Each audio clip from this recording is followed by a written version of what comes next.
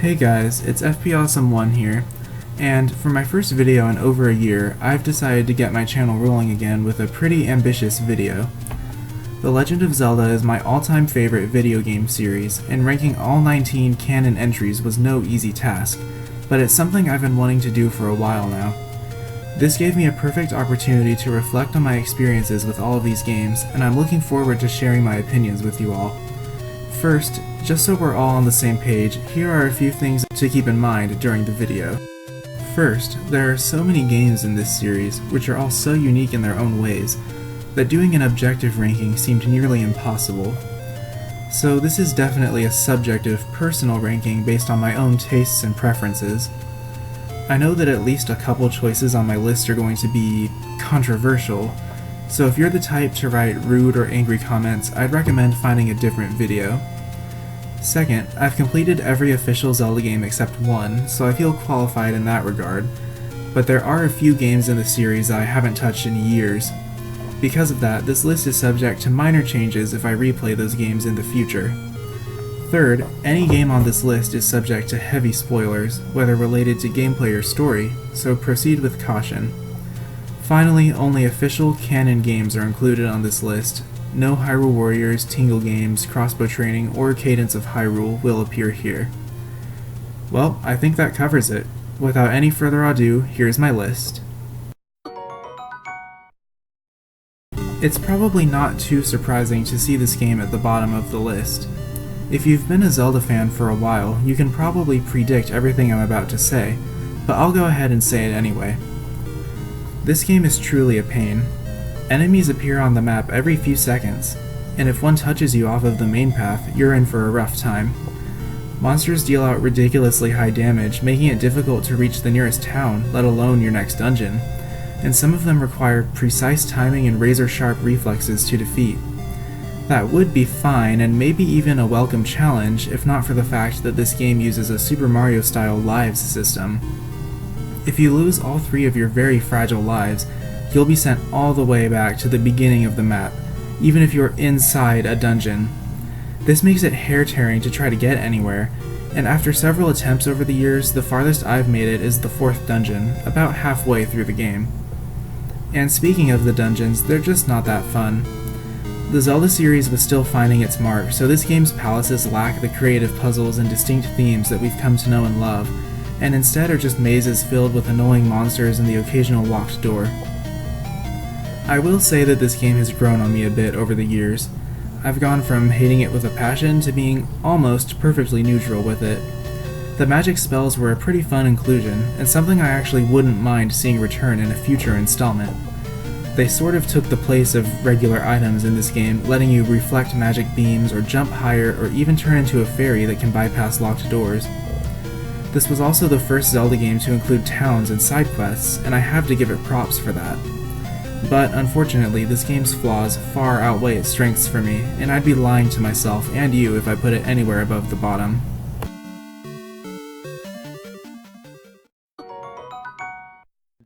There's not much to say about Four Swords. Releasing alongside the Game Boy Advance remake of A Link to the Past, it was really more of a bonus feature for that game than an actual new Zelda game, but since it's part of the official canon, I've got to include it here. As the series' first foray into multiplayer, I think it actually turned out alright. The 4 main areas each have 3 randomly generated levels that revolve around solving puzzles, which can actually be pretty clever. Sometimes there's only one of each item you have to use available to you, meaning that each player has to use a separate one to solve the puzzle, and that can lead to some fun teamwork. The Anniversary Edition of the 3DS adds bonus levels based on the worlds of Zelda 1, A Link to the Past, and Link's Awakening, which added some variety and was a fun reference. I honestly don't have anything bad to say about Four Swords. It's a short but sweet adventure to go on with a couple friends. But a Zelda game can be so much more than that, and this one is lacking too much to go further up on the list.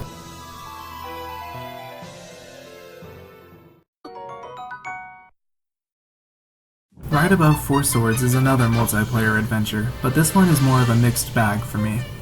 The concept of this game isn't so bad. 3, specifically 3, Links team up to complete 4 levels in 8 separate areas, each with its own theme. I really like that each area has a distinct feel, from the forest to the desert to the sky and everything in between, and the various outfits you can unlock to gain different abilities were also a fun addition. I think this game could have been a really solid multiplayer Zelda if not for the fact that it relied so heavily on online connection. If you don't have two friends who own the game, which is pretty likely considering this was one of the lowest selling Zeldas ever, you have two options. One is to play the single player mode, which is really not fun. For one thing, it defeats the whole point of the game.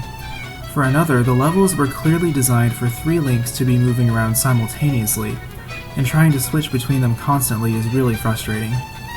Your other option is to play the game online with 2 total strangers, and this is where the enjoyment of the game is really up to luck. Sometimes I got connected with people who seemed about on my level, capable Zelda players who wanted to complete the game and had a solid grasp on puzzles. Those were nights when I really had fun with the game and saw what it could have been.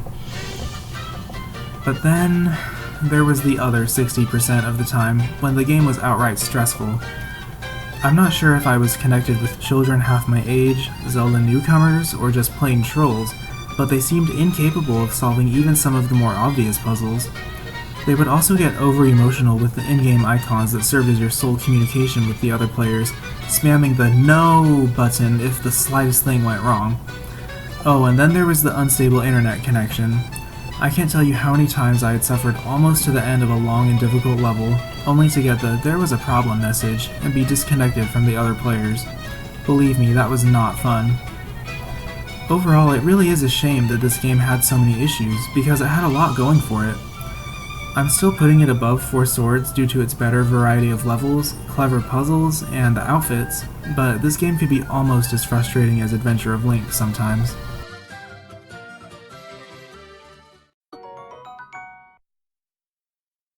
And this is where it gets controversial. Look, I get that this game is the beloved classic that started it all, and I like it. I really do. It has a large, for the time at least, world to explore with endless secrets waiting to be uncovered on each screen, and the enemies offer a refreshing level of challenge for a Zelda game, without being near impossible like this game's sequel. I also appreciate that where you can go and what you can do is based purely on your skill level, and the game overall has an endearing retro charm to it. But despite that, the game is really starting to show its age.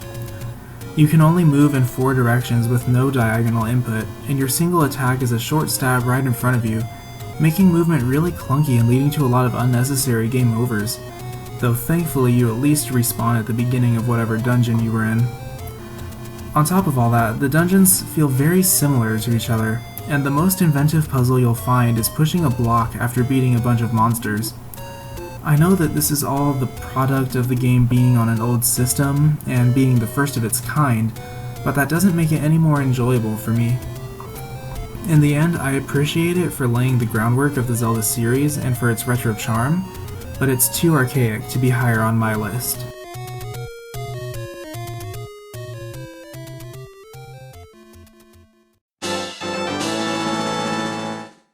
Kicking off our top 15 is my very first Zelda game, Phantom Hourglass.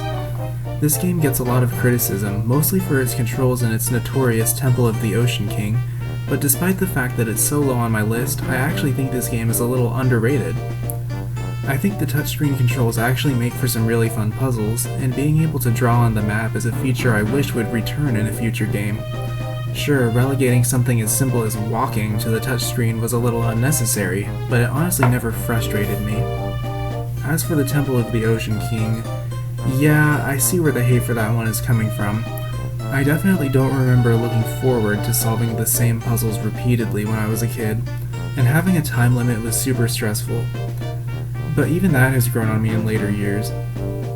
You can actually find new shortcuts to speed things up as you add more tools to your arsenal, and challenging yourself to a speedrun of the place can actually be fun, but objectively speaking it was a pretty strange design choice.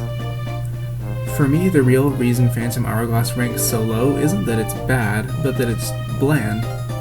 The various islands don't really stand out from each other thematically, except for Anugi Island and maybe the fiery one, and the dungeons don't either. Sure, they can have a different color palette and a couple thematic puzzles, but they're really not up to the series standard. And with the exception of Linebeck's theme and some songs from Wind Waker, most of the music in the game isn't all that memorable either. Overall, the game is just sort of lackluster. But this was the one that got me into the Zelda series, so it obviously did something right. The main characters are all charming, from the suave but cowardly Linebeck to the wise, mysterious Oshus, and while the villain doesn't have a single line of dialogue, the game still manages to tell a decent story. Speaking of story, I love that this is a direct sequel to Wind Waker, with the same characters and all. Even though our time with the pirate crew is brief, they're still fun to visit. But that's still not quite enough to move this game up the list.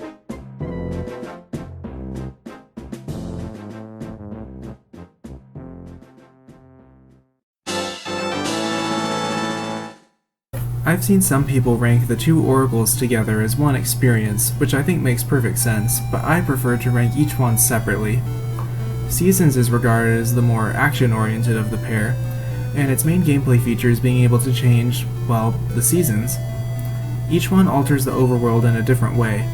Vines and certain plants grow in spring, water is higher in summer, unpassable holes are filled with leaves in autumn, and water freezes in winter, among other things. This innovative gameplay mechanic makes for some clever navigational puzzles, and needless to say, it's this game's best feature for me. Other than that though, this is another example of a fine, but nothing more than fine, Zelda game. The story gives you hardly any connection with Din, the titular character, so that you barely remember who she is or why you're rescuing her by the time you get that far, and there are very few other story developments along the way.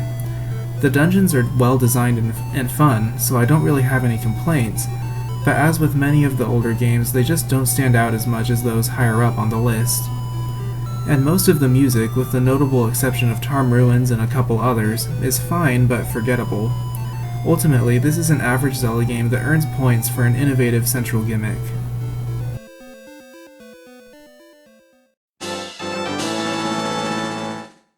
This is a game I consider to be really underrated, and in my opinion is by far the strongest of the multiplayer Zelda games.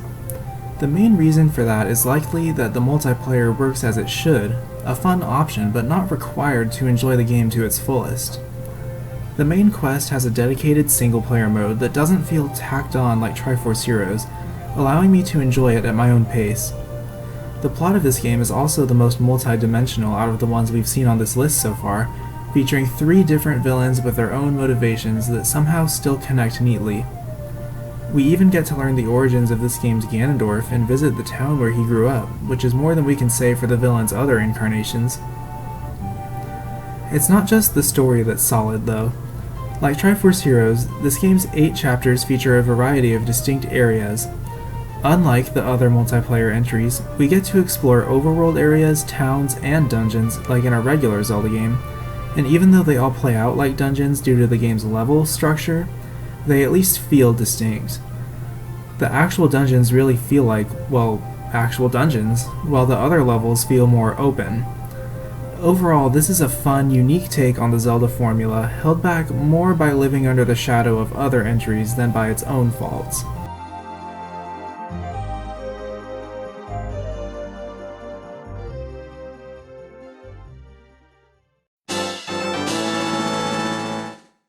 Putting this game below the top 10 feels risky enough on a normal day, but even more so with the imminent release of the Switch remake in a couple months.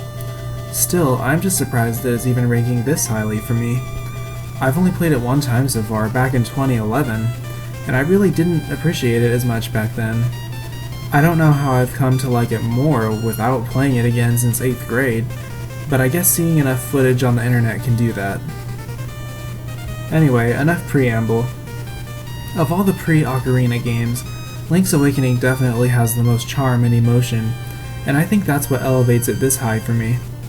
The characters convey a real sense of quirkiness despite originally being gray and white sprites who speak in text boxes, and by the time you start to realize what's going to happen to them when you beat the game, they've left an impact. And that's another thing I enjoy about the game. Despite the fact that the story itself is pretty basic, the premise and the way it's gradually subtly revealed is surprisingly deep. On top of memorable characters and story, the game also has a well-designed world. My memories of the game's map are vague, but I remember the areas being interconnected in a way that made getting a new item to navigate it satisfying and rewarding. The setting also gets points for its tropical island vibe, which was a first for the series and still stands out today. Add on to that the series' first large trading sequence and the most complex dungeons it had seen at the time, and you have a more solid Zelda adventure than I had first realized. Just not the best.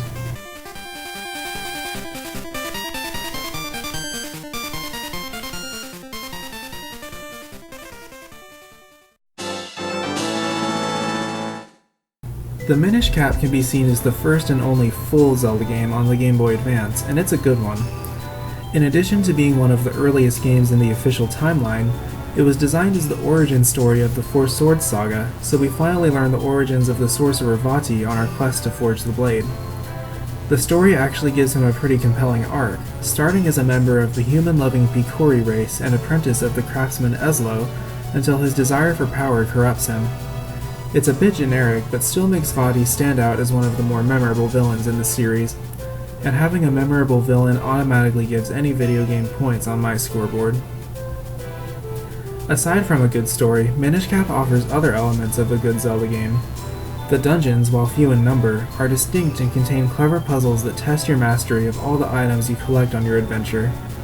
The kinstone pieces make you explore every square inch of the map, putting new treasures in old locations, and I was always excited to see what I would unlock next. The world is intricately designed, and sometimes a secret passage in one area takes you to a previously inaccessible location in another area. Like with the past few games on the list, there's nothing I wish this game didn't do. There are just others that outdo it.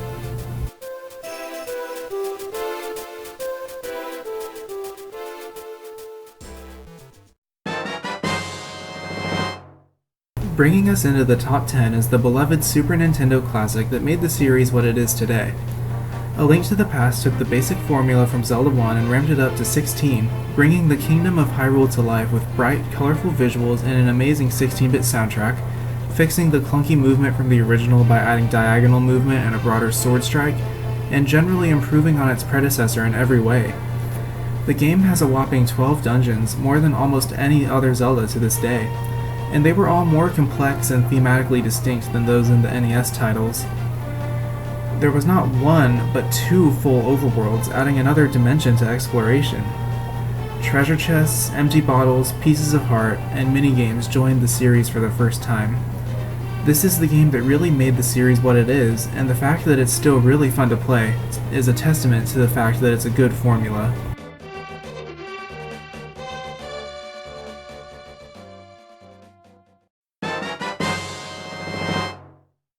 Many of you must be scratching your heads. Ages has the same aesthetic, musical, and gameplay styles as Seasons, so what could possibly elevate it 5 spots above? Well, two things, the puzzles and the story. Ages has some really complex puzzles that test your mastery of how the game works to the fullest, and some even stump me as a college student. That might sound frustrating to some people, but for me it's how Zelda puzzles should be.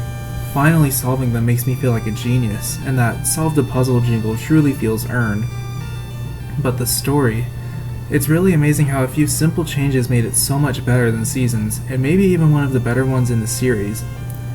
Having the ability to possess people makes Varen a menacing and cunning villain, and she puts that ability to use after taking over the Oracle Nehru's body and manipulating Queen Ambi into furthering her agenda. She hatches this weird scheme where these working men basically become slaves who work on her tower endlessly, since inhabiting Nehru's body allows her to prevent time from passing, and their plight is what allows her to light the flame of sorrow. Then there's the character of Ralph, who's in love with Nehru and almost manages to sacrifice himself for her until Link shows up just in time. Seasons just had nothing like that. Oh, and then there's the time travel stuff, which I'm always a sucker for, whether it affects gameplay or story. In this case, it offers a dual worlds mechanic like A Link to the Past, so I'm on board.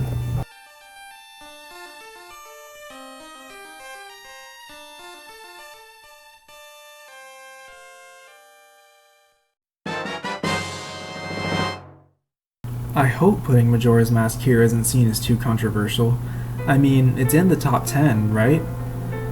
There's a lot that I love about this game. It's serious and mature, and often outright sinister despite its deceptive E for Everyone rating, while also retaining that sense of Zelda charm established in A Link to the Past. It offers the most in-depth side quests we've seen yet, which make even the most obscure characters feel like real people with actual lives. It offers 4 distinct overworld areas and a central hub, which all feature different groups of people facing their own conflicts during the crisis. It has one of the best sets of dungeons seen in the series to date. What more could I ask for? Well, it's not what this game doesn't have that puts it so far down on the top 10, it's something it does have. The Groundhog Day mechanic is something of a double-sided coin in this game. On the plus side, it allowed for the elaborate side quests mentioned previously, as repeating the same 3 days over and over makes it possible for the characters to realistically follow the exact same routines and have the same conflicts throughout the adventure. And of course, the reason why you relive those days in the context of the story creates one of the grimmest, most tense plots in the series so far.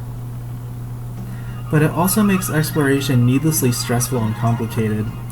Nothing is worse than reaching the final hours when you haven't quite reached the next dungeon yet, or when you have just one stray fairy left but have to go back in time and find them all over again.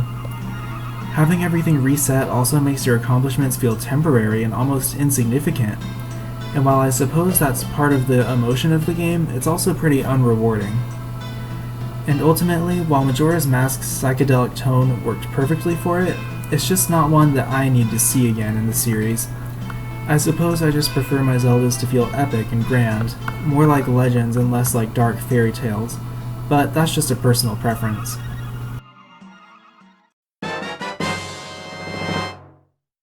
Okay, this will definitely be controversial, but I'd rather get dislikes for being honest than likes for being dishonest. I think this might be a good time to pause the video and explain what I've dubbed my Zelda checklist. Basically, there are 4 main things I look forward to with the release of each new Zelda game: story, dungeons, exploration, and music. Breath of the Wild excels in one of these areas, but sorely lacks in the others. I guess I'll start with what I didn't like.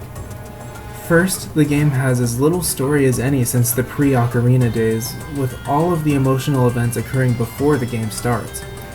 Yes, piecing these events together through the memories was gratifying, but that's the problem. The memories are the backstory, not the story. It would have been so much more gratifying to actually be there as those tragic events unfolded, like we would have been in previous Zelda games.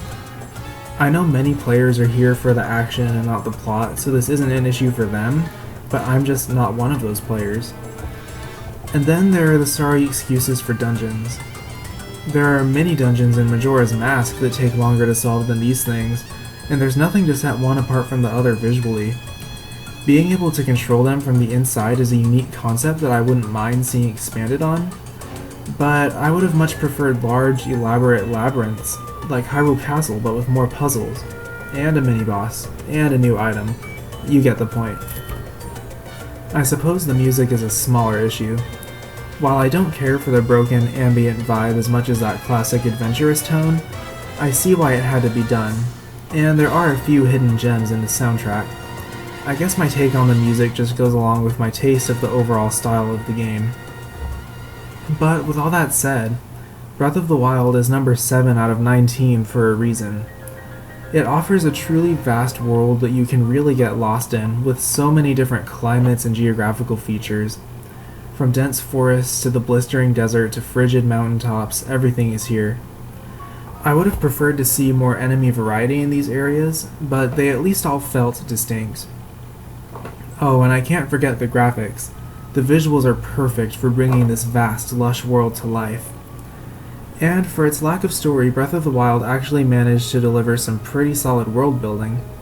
Each region has its own central tribe or race with their own cultural characteristics. They often overlap with or interact with each other, and you can sometimes find members of a particular race outside their usual habitat, creating a sense of an interconnected world on a scale only one other Zelda game can match. And then there's the gameplay. Simply put, this game is just fun. I'm genuinely amazed at some of the stunts you can pull, such as making a makeshift airplane or catapulting yourself over a wide gap. The combat and difficulty are also, in my opinion, the best the series has seen so far. Enemies pose a genuine threat in the early game, and even later on can be a stimulating enough challenge. Certainly more than in other games, where you can just hold down the shield button with no penalty. In the end, while Breath of the Wild is lacking in most of my favorite areas, what it has to offer instead is enough to get it the number 7 slot.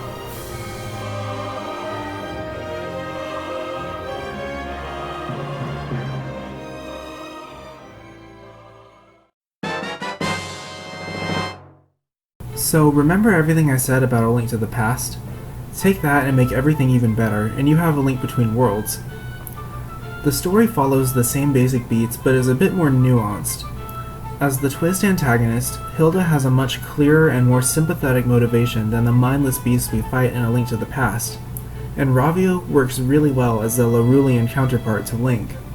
He adds a lot of charm throughout the entire game, and his encounter with Hilda at the finale is one of the most memorable scenes in the entire series for me. Even though Lorule is basically just a generic Dark World for most of the game, Hilda and Ravio make it feel like a real kingdom, and one that you actually care about restoring. This game is tied with its predecessor for the highest amount of dungeons, and I think they're even better in this game. Due to the pseudo-open world style of the game, they each tend to revolve around just one out of the many items in your pouch, but they find a plethora of ways in which that item can be used. They also have the environmental thieves I've raved so much about in this video, with my favorites being the Ice Ruins and the Desert Palace.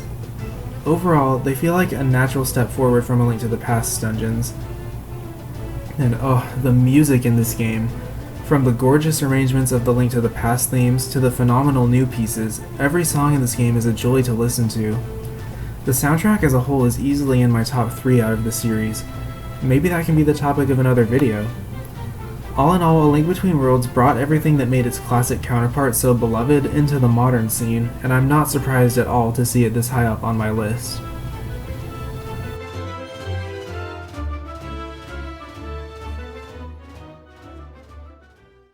Well, if you've made it this far, I really appreciate it. I know I've put some really well-loved games lower on the list than you might agree with, but for my number 5 pick, I'm actually about to do the opposite. I usually see this game way lower on people's lists, but I have to be honest and put it up here as one of my all-time favorites. If you hate this game, fine, but please be civil about it in the comments. Well, without further ado, I present to you...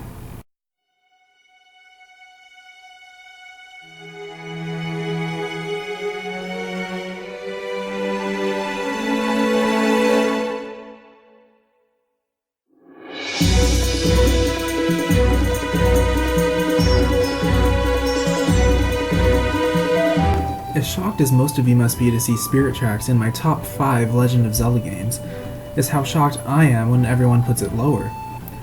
If we go back to the Zelda checklist I mentioned earlier, I'm hoping it's easier to see why I love this game so much. For me, Spirit Tracks hits the mark in every category. The story is darker and more emotional than many people give it credit for. At the beginning of the game, Princess Zelda basically dies. Sure, the official terminology is that her spirit was separated from her body, but if that's not just the E10 plus way of saying killed, I don't know what is. An eerie scene where she drifts through the castle wondering why no one can see her is followed by a heartfelt one where she and Link team up, and from there on she's his main companion through the adventure. This allows the hero and the princess to grow much closer than they usually do, and there are some really endearing scenes between them. Complementing the story are its characters. If Spirit Tracks weren't so overlooked, I really think this iteration of the princess would be one of the most popular. She has the usual dignified, graceful front, but behind it is a spunky flair reminiscent of a certain pirate captain, and also a touch of childishness that emerges around rats or bugs. Then there's Byrne, the deepest out of the game's 3 antagonists. As a former apprentice to the sage Angine, he joined the dark side after Chancellor Cole tempted him with the promise of power. That would be pretty generic if it stopped there, but it doesn't. He ends up coming back to the good guys team after the heroes spare his life, only to sacrifice himself so that Zelda can get her body back. His cool, collected personality and his arc from villain to hero make him stand out as one of my favorite Zelda characters. The 5 main dungeons aren't the best the series has seen due to the limitations of the DS, but they actually have a fair amount of visual and elemental distinction and make great use of the game's items. Then there's the Tower of Spirits, a huge gauntlet that you revisit multiple times throughout the game, but unlike in Phantom Hourglass, there's no repeating earlier floors.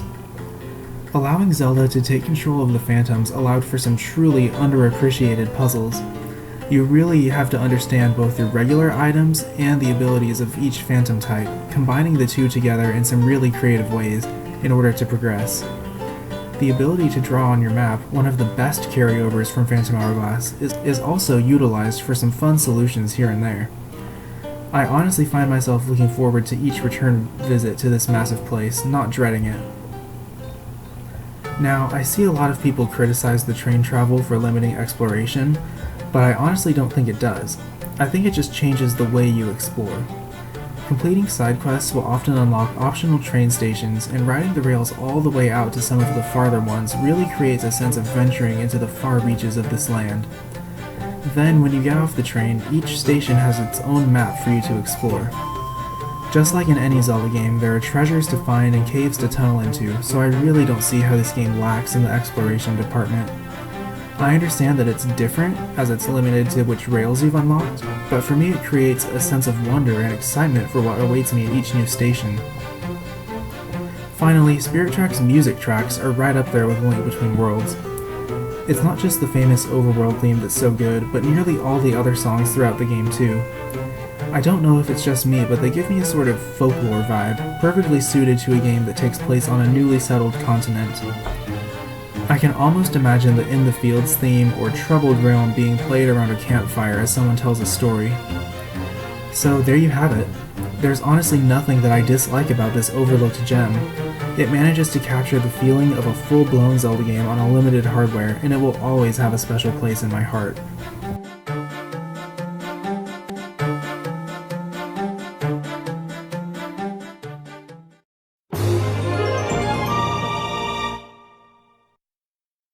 Coming in just above Spirit Tracks and only slightly beating it for me is the series' first swashbuckling adventure, The Wind Waker. On paper, this game just shouldn't work. Typical Zelda gameplay is limited to tiny chunks of land, most of which are smaller than your average Kakariko village, while the majority of the world is an open ocean. But somehow, this game doesn't just pull it off, it makes it really fun.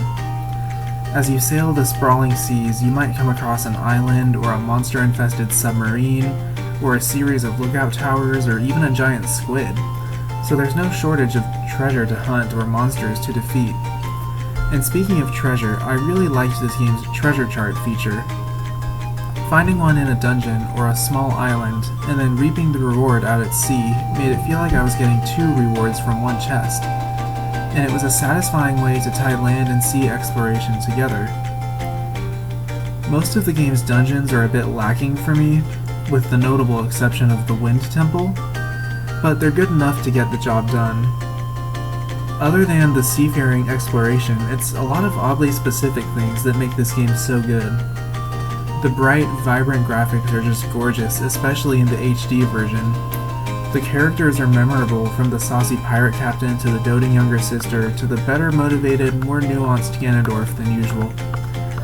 Entering the submerged, monochrome, time-locked Hyrule and visiting Windfall Island during the storm with the pirate ship looming on the shore are 2 moments that always give me chills in their own way.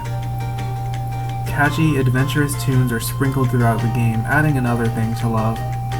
The list goes on as far as the sea. To put it simply, it's this game's sheer charm that puts it so high on the list.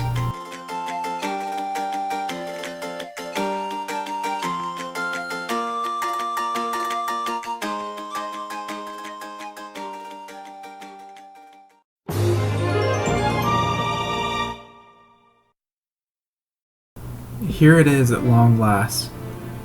I was only 6 months old when this game came out, so it was already old by the time I got around to playing it, and for my first few years as a Zelda fan, I was definitely in the camp that said it was overrated. But as time has gone on, I've come to appreciate it more and more. Despite Breath of the Wild coming onto the scene as the biggest and best new Zelda, I still think Ocarina of Time is the quintessential entry in the legend. Where should I begin with this one? Everything in the game just sort of works. The story is fairly simple, but laced with themes of growing up and dealing with lost time. The world is filled with various races and geographical locations, and memorable characters populate each area. The dungeons are some of the best in the series, especially the Adult Link ones. Each one is a different type of building with its own original purpose that somehow just works as a dungeon. A ghostly abandoned mansion, a prison, a couple actual temples, a super creepy torture ground. Wherever you are, you just feel like you're on an adventure, whether an enchanted forest or sprawling plains or the far wastes of the desert. This game is just what The Legend of Zelda is. Then there's the titular ocarina itself, which weaves music into gameplay and the lore of the world. The ocarina melodies are beautiful, memorable, and useful, whether they're summoning your horse, parting a waterfall, warping you across the map, or acting as some kind of medieval cell phone that lets you contact Saria. Even the other games that feature musical instruments, most of which have been on this list already, don't integrate their songs in quite the way this game does. Most of the flaws that the original version had were patched up in the 3DS remake, leaving me little to complain about. The blocky and dated look is now colorful and vibrant, creating a nice fantasy tone that doesn't cross into cartoony. And then there are other specific fixes too. The text speed moves a lot faster, and the iron boots are easy and painless to equip, making the water temple a much smoother experience.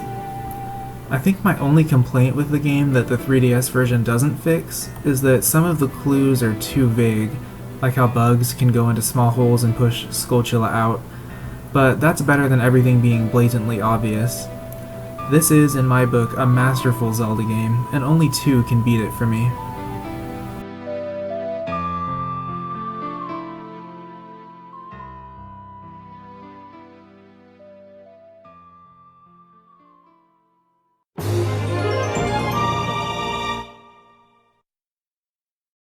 I admit it, this game is flawed. Fi pops up way too frequently, especially up through the first dungeon. The linear list of specific objectives can be stifling on repeat playthroughs, and the obstacle course structure of the overworld is a bit unusual. But Skyward Sword takes my favorite aspects of the series and delivers with flying colors. The story is one of the strongest in the entire series. Not only is it a satisfying origin for the rest of the chronology, it's also a well-done love story that stands on its own. Link and Zelda, best friends in this game, are basically high school students living in paradise in the sky until Girahim shows up. After that, the two of them each go on a separate quest that forces them to sacrifice their blissful lives in the clouds. We, of course, follow Link's side of things, and there's a true sense of character development here that most other incarnations of the hero lack. He really seems like a regular, even dorky teenager at the start, but the more the quest to rescue his best friend continues, the more serious he becomes. Through his facial expressions and reactions in cutscenes, we can see that he begins to realize more and more what's at stake, not just his relationship with Zelda, but the fate of the world. When they finally reunite, Link learns that he was really just a pawn in Hylia's scheme to save the world, and she knew that he would do anything to rescue his best friend. It's a heart-wrenching moment that really cuts deep. But Link forgives her and is dismayed when she has to seal herself inside a crystal to keep the seal on demise intact. It's another painful moment as Link puts his own needs aside, accepts his role as the hero once and for all, and walks away from the crystal. Now, the drama of the moment is slightly undercut by the fact that Link can literally step through a time portal and only has to complete one more dungeon before seeing Zelda again, but still, it was great. And then there are the other characters. Groose has an amazing arc from schoolyard bully to trusted friend. Girahim is a menacing but flamboyant lunatic, and any scene he's in is bound to make you laugh, whether from humor, unease, or a combination of the two. The two Impas each play a different role in Link's journey, whether provoking him into taking things seriously or just being a wise guide. This game's cast is truly one of the most memorable out of any Zelda game. Then there's the infamous motion controls. Far from having an issue with them like others have reported, they've only added to this amazing game for me. Just as Nintendo promised, the motion controls immerse me into the game's world like no other. I really feel like I'm the one swinging my sword or drawing my bowstring or tossing a bomb. The game unfortunately becomes pretty easy once you've mastered the controls, but they manage to keep it really fun. The dungeons are also pretty unique, and not just because of the motion-related puzzles. Aside from the 2 fire dungeons, they really don't quite follow the usual forest, water, sand, etc. themes that longtime fans know and love. Both of the dungeons in the Lanayru region, for example, have more of a time-shifting and electricity theme, with the sandy areas acting as a small bonus. The ancient cistern combines water and shadow in a way that blends surprisingly well. The Skyview Temple, while located in the forest, isn't really a full-on forest dungeon, but more of an ancient temple with some flooded rooms and a couple trees growing into it. All of the dungeons offer some pretty fun puzzles, and they stand out among the rest of the series. I also love this game's music. Those of you who have been subscribed to this channel for a long time might already know the personal connection I have to the Ballad of the Goddess, being the person who discovered its famous reverse secret, but that's not the only reason I love it. It and so many of the other orchestrated tracks in this game are really beautiful, and I'd say the soundtrack as a whole is in my top 5. In the end, this game is the inverse of Breath of the Wild, succeeding where Wild fails and failing where Wild succeeds. Skyward Sword takes you on a linear, gradually unfolding quest with high stakes, memorable characters, unique dungeons, and a beautiful soundtrack, so I'll take it over Wild any day.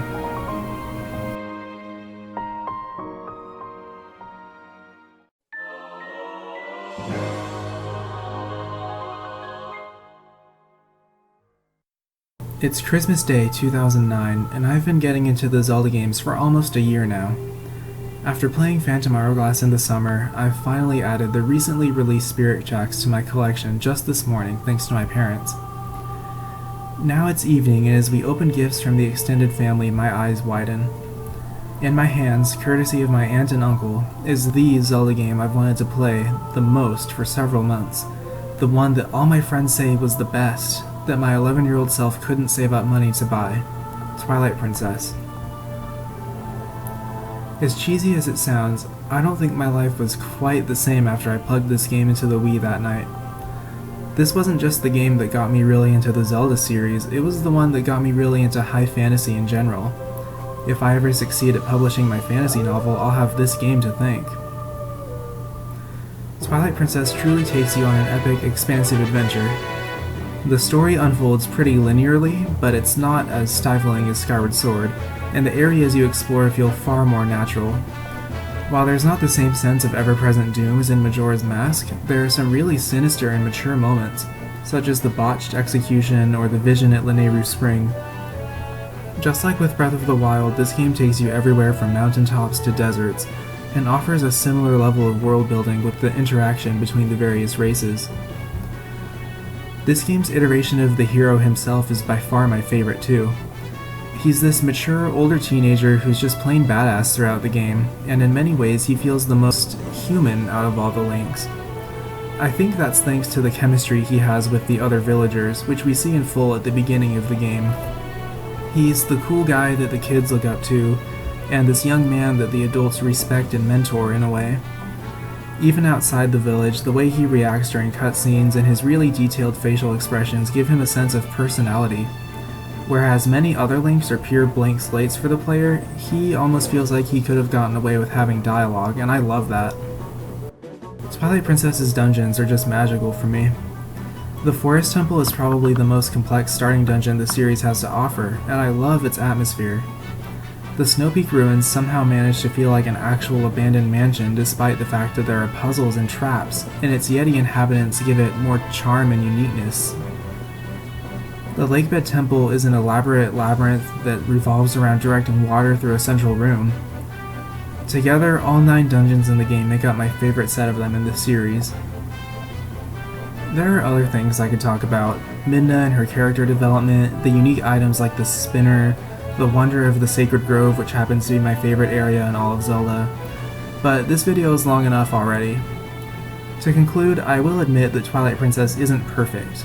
The wolf stuff wasn't game-breaking or game-making for me, but I know I didn't like the Twilight segments very much when I was a kid. But for me, the game's crucial flaw is its difficulty or lack thereof. The feeling of epic adventurism that everything else in the game contributes to is sort of diminished when most of the enemies, even the strongest ones, are just a matter of holding down on the shield button and waiting for an opening. Even without any hidden skills, the enemies do too little damage to pose a real threat, even the bosses. It can definitely pull me out of the experience quite a bit, but everything else was so well done in this game that it is, and probably always will be, what I consider the ultimate Legend of Zelda game.